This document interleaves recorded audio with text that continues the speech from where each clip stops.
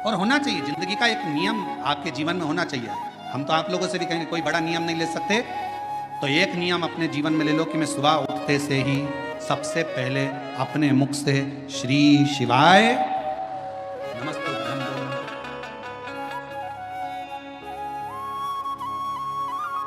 एक नियम धारण करो,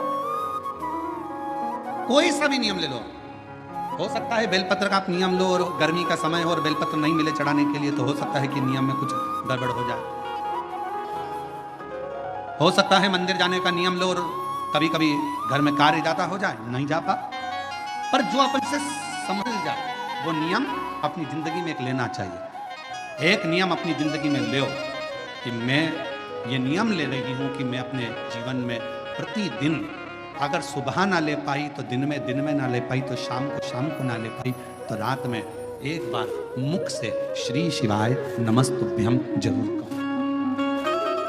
मैं पंचाक्षर मंत्र नमः शिवाय जरूर बोलूं, मैं षडाक्षर ओम नमः शिवाय का जाप जरूर।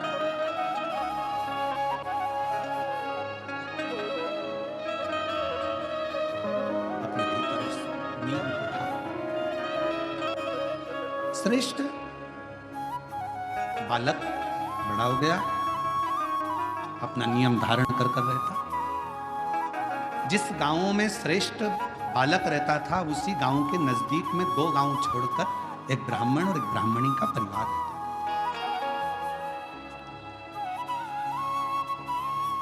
महाराज वो दोनों भगवान के बड़े उपासक थे, पर दोनों के घर में औलाद नहीं थी, संतान का सुख नहीं था। कई माताएं ऐसी बैठी हैं, कई पुरुष ऐसे बैठे हैं कि जो भगवान के मंदिर जाते हैं तो भी मन में आता है कि भगवान हमारी क्यों नहीं सुन रहा। क्या सारा दुख हमारी ही किस्मत में लिख दिया? क्या सारी तकलीफ हमको ही लिख दी? नहीं।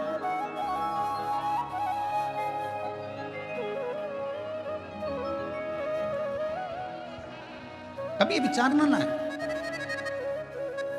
तेरे मंदिर में आना मेरा काम है और मेरी बिगड़ी बनाना तेरा। आप अपने मन में श्रेष्ठ विचार को लेकर आओ कि बाबा एक ना एक दिन अच्छा करेगा, एक ना एक दिन मेरे जीवन में सुख का फल। और फिर निवेदन करेंगे, आज से नवरात्रे प्रारंभ हुए हैं, 9 दिन तक, ये गुप्त नवरात्रे के 9 दिन।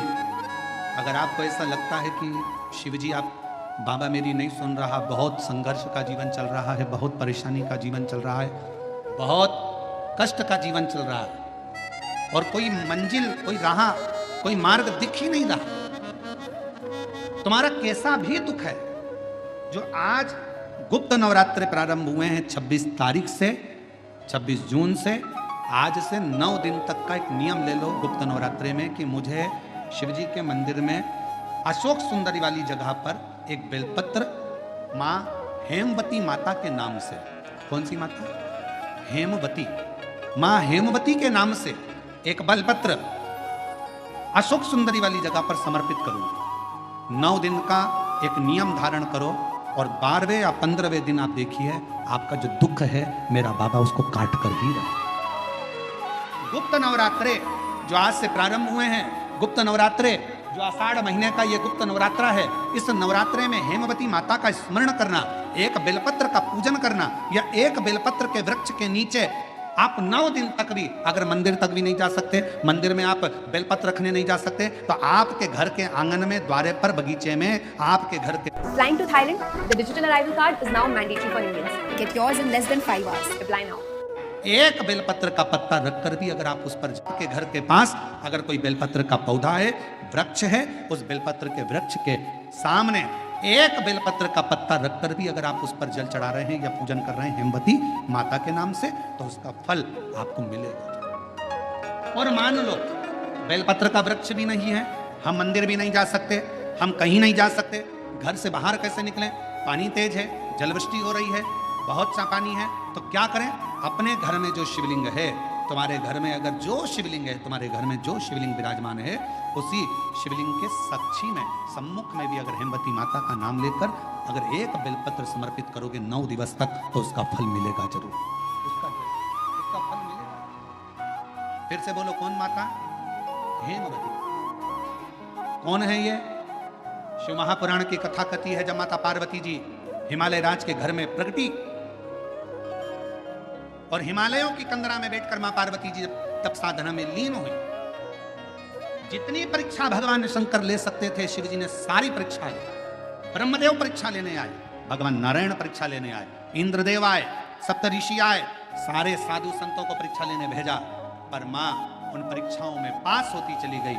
तब भगवान शंकर ने दर्शन देकर कहा, पार्वती आज से तुम्हारा नाम हेमवती रहेगा। सुनो पार्वती, तुम्हारे इस नाम की आराधना जो तुम्हारे गुप्त स्वरूप में करेगा उसको मनवांछित फल की प्राप्ति हो जाएगी। और वो फल, आज कथा अगर प्रारंभ हुई है और आप लोगों को मौका मिला है तो इस कथा का स्मरण अपने जीवन में जरूर करें।